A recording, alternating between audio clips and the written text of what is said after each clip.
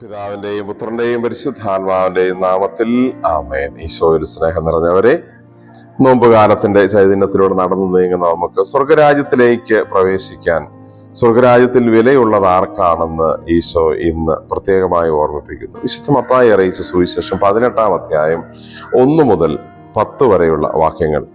അതിൽ സ്വർഗരാജ്യത്തിൽ വലിയവൻ ആരാണെന്നും സ്വർഗരാജ്യത്തിലെ ഏറ്റവും ചെറിയവർക്ക് പോലും ദുഷ്പ്രേരണകൾ നൽകുന്നവരെ കാത്തിരിക്കുന്ന വലിയ ദുരിതങ്ങൾ എന്താണെന്നും ഈശോ പറയുന്നു. സ്വർഗരാജ്യത്തിന്റെ ഭംഗിയെക്കുറിച്ച് വിവരിക്കാൻ ശിഷ്യന്മാർ ചോദിക്കുന്നു, ആരാണ് തങ്ങളിൽ ഏറ്റവും വലിയവൻ?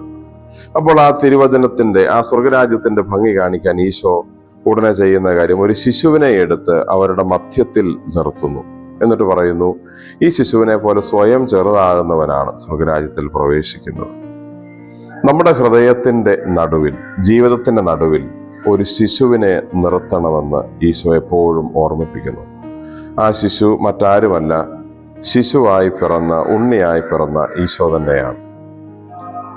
നമ്മൾ ഈശോ എന്ന ശിശുവിനെ നമ്മുടെ ഹൃദയത്തിന്റെ നടുവിൽ നിർത്തുമ്പോഴാണ് ആ ശിശുവിൽ നിന്ന് നന്മകളും അനുഗ്രഹങ്ങളും സ്വീകരിച്ച് നമ്മുടെ ജീവിതത്തെ മാറ്റുമ്പോഴാണ് നമ്മുടെ ജീവിതം മറ്റുള്ളവരുടെ ജീവിതത്തിന്റെ നടുവിൽ നിർത്താൻ പറ്റുന്ന ശിശു സഹജമായ നൈർമല്യമുള്ള ഒരു ജീവിതമായി മാറുന്നത്.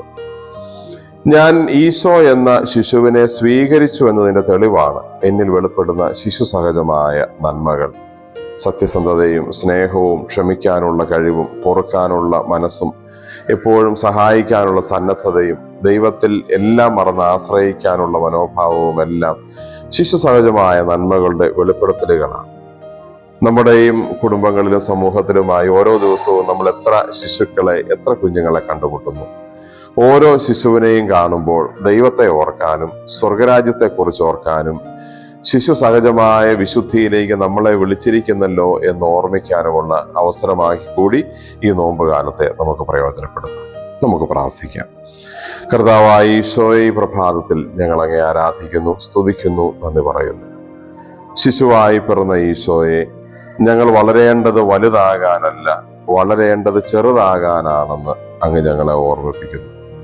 ശിശു സഹജമായ നന്മകൾ സ്വീകരിച്ച് മറ്റുള്ളവരുടെ മുമ്പിൽ ദൈവ സാന്നിധ്യത്തിന്റെ ഒരു അടയാളമായി, മറ്റുള്ളവരുടെ ജീവിതത്തിൽ ദൈവത്തെ ഓർമ്മപ്പെടുത്തുന്ന അടയാളങ്ങളായി ഓരോ ശിശുവിനെയും പോലെ ഞങ്ങളുടെ ജീവിതത്തെയും മാറ്റിയെടുക്കുവാൻ ഞങ്ങളെ അനുഗ്രഹിക്കണമേ.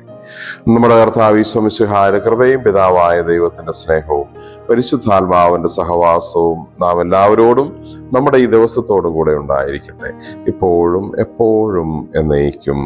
ആമേൻ. ഈശോ മിശിഹായ്ക്ക് സ്തുതിയായിരിക്കട്ടെ.